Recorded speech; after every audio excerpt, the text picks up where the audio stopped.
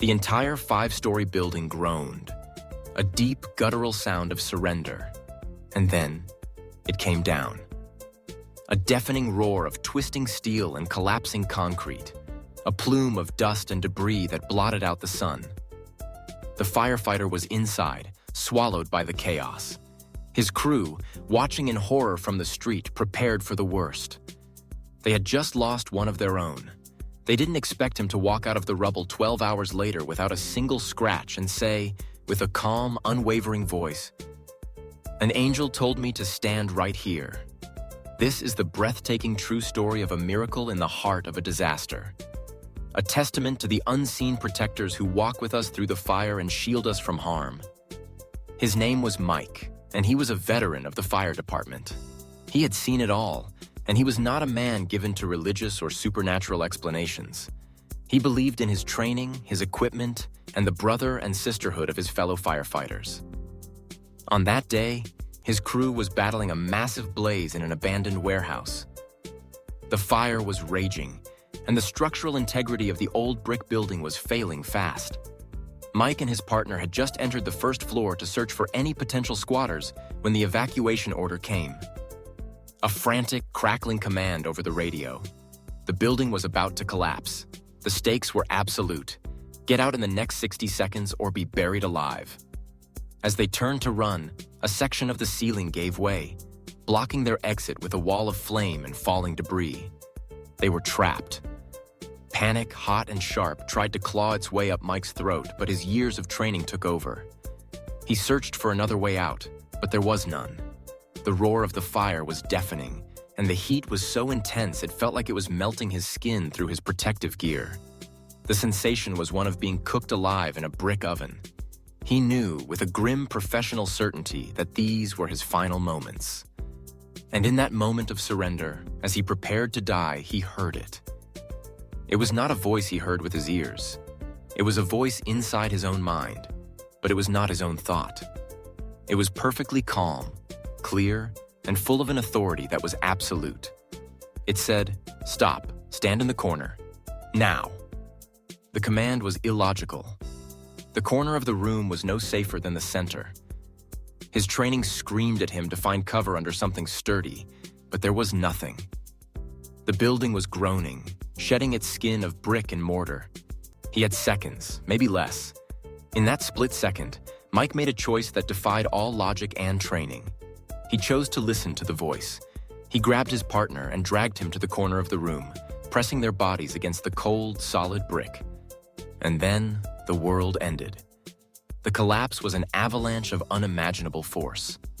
The sound was a physical blow, a concussive wave that knocked the air from his lungs. Tons of steel, concrete, and brick came crashing down, plunging them into a darkness that was absolute, a silence that was even more terrifying than the noise. He was buried alive.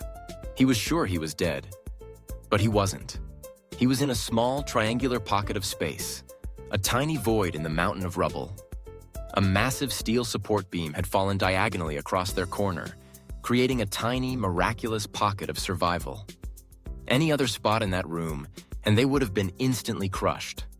For the next 12 hours, they waited in the darkness, breathing the thick, dust-filled air, listening to the sounds of their rescuers searching far above. Mike had time to think about the voice. It was not a product of his oxygen-deprived brain. It was a clear, direct command from an external intelligence. It was a divine intervention, a guardian angel who had stepped out of the unseen world and into the heart of a disaster to save his life. When the rescue crew finally broke through the rubble, they were expecting to find bodies.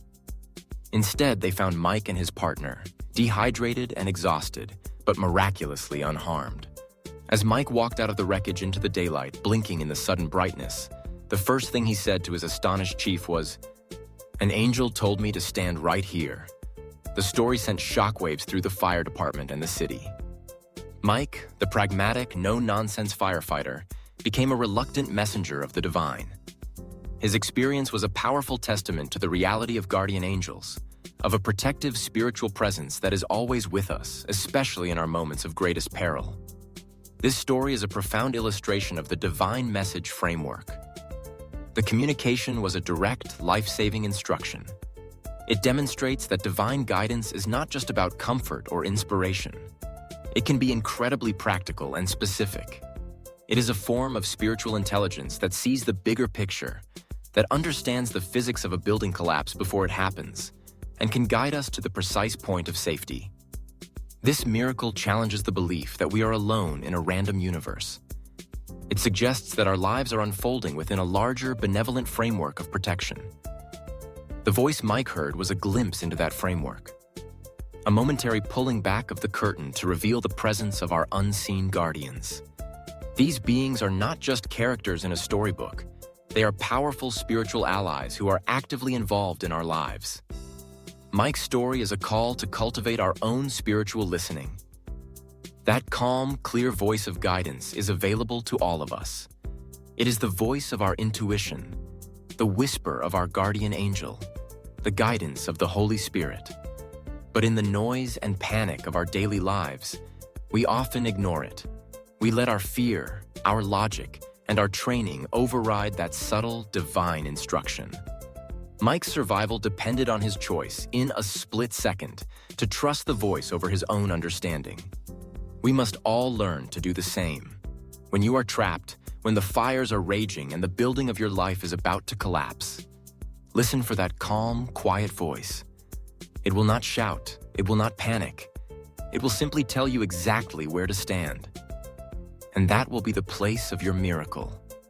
If you believe in the power of guardian angels and divine protection, consider following for more stories that reveal the miraculous and unseen forces that guide and protect us every day.